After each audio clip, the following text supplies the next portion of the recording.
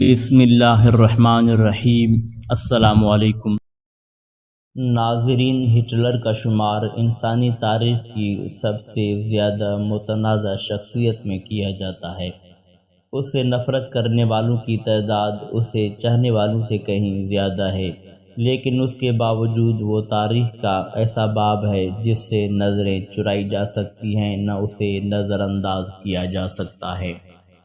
Hitler 20 April 1889 کو جرمنی کی سرحد کے قریب آسٹریا کے قریب بروناؤ ایمن میں پیدا ہوا۔ اس کا باپ پیشے کے لحاظ سے موچی تھا۔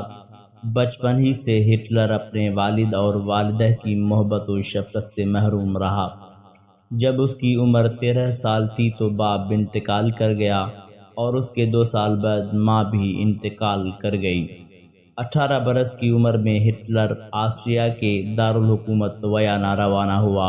وہ چھوٹے سے گاؤں سے چل کر ایک بڑے شہر میں بے یار و مددگار حالت میں پہنچا تھا۔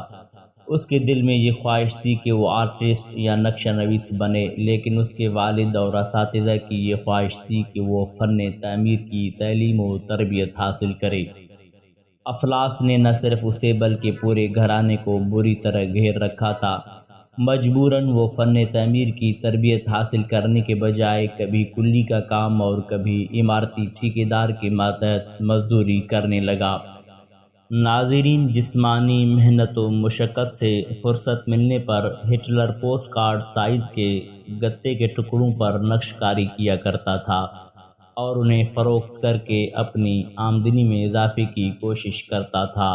اس نے کمرشل آرٹسٹ کے طور پر ایک چھوٹی سی دکان بھی کھول لی تھی۔ 1913 میں ہٹلر جرمنی چلا گیا۔ جب پہلی عالمی جنگ کا آغاز ہوا تو وہ جرمنی کی فوج میں سپاہی بھرتی ہو گیا۔ جنگ میں جرمنی کی شکست ہٹلر کے خیالی قلعوں کا انہدام ثابت ہوئی۔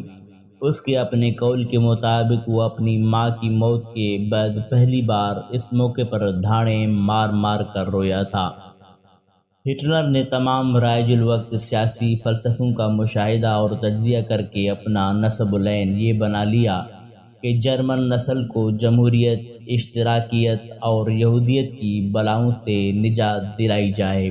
1919 میں ہٹلر نے گاٹ فرائیڈ فیڈر کا اقتصادیات کے متعلق ایک لیکچر سنا۔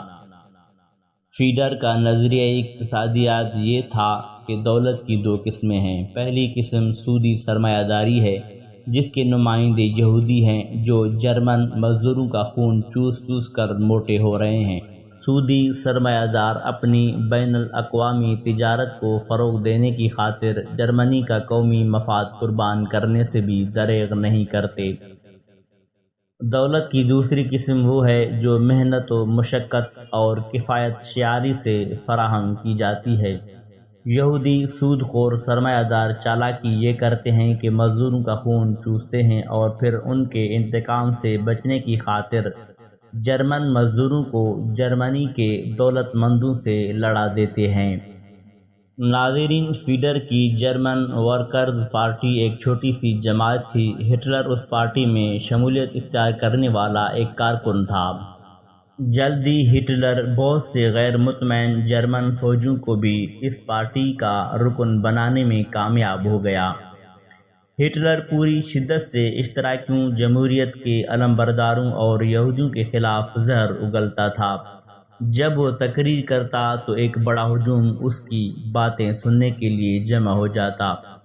ہٹلر کی دیگر صلاحیتوں کے علاوہ اس کی کامیابی کا ایک اہم راز یہ بھی تھا کہ اس کا اضطراب اور جوش انتقام لاکھوں جرمنوں کی دلی کیفیات کا ترجمان تھا۔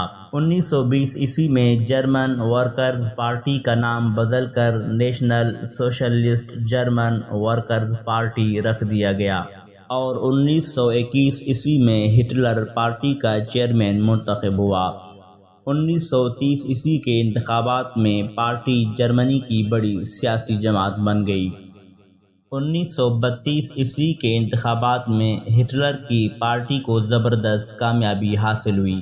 1933 میں ہٹلر کو جرمنی کا آئینی وزیر اعظم چن لیا گیا۔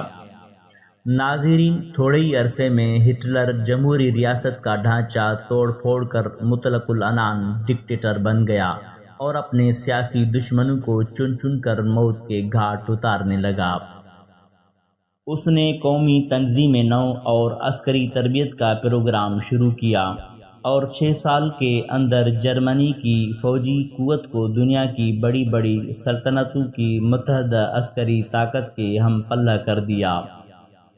ساری دنیا ہٹلر سے لرزہ براندام تھی۔ اس نے خون کا ایک قطرہ بہائے بغیر آسٹریا کا الحاق جرمنی سے کر لیا۔ ہٹلر نے جب دیکھا کہ برطانیہ اور فرانس جرمنی کو محاصرے میں لینے کے لیے روس کے ساتھ ساز باز کر رہے ہیں تو ہٹلر نے پہل کر کے خود روس کے ساتھ پولینڈ کا بٹوارہ کر لیا۔ 1939 عیسوی تک پولینڈ کا دارالحکومت ہٹلر کے زیر نگیں آ چکا تھا۔ 1940 عیسوی میں ناروے، ہالینڈ، بیلجیم اور فرانس کی سلطنتیں ہٹلر کے تابع ہو چکی تھیں۔ اسی سال ہٹلر نے ہنگری، رومانیہ، یوگوسلاویہ، بلغاریہ اور یونان کی فتح سے فارغ ہو کر روس پر حملہ کر دیا۔ ناظرین، 1943 عیسوی میں روس نے جوابی حملے شروع کیے۔ دوسری جانب 1944 عیسوی میں امریکہ اور برطانیہ کی افواج مغرب سے مقبوضہ فرانس پر حملہ آور ہوئیں۔ نتیجہ یہ نکلا کہ جرمن افواج کو شکست ہوئی۔ ہٹلر کو جب اپنی شکست یقینی نظر آنے لگی تو اس نے عزت کی موت کو ذلت کی زندگی پر ترجیح دی اور 1945 عیسوی کو خودکشی کر لی۔ ناظرین، ہٹلر پر 1,70,00,000 افراد کے قتل عام کا بھی الزام لگایا جاتا ہے، جن میں مبینہ طور پر 60 لاکھ یہودی بھی شامل تھے۔ یہودی آج بھی اس مبینہ قتل عام کو ہولوکاسٹ کے نام سے یاد کرتے ہیں۔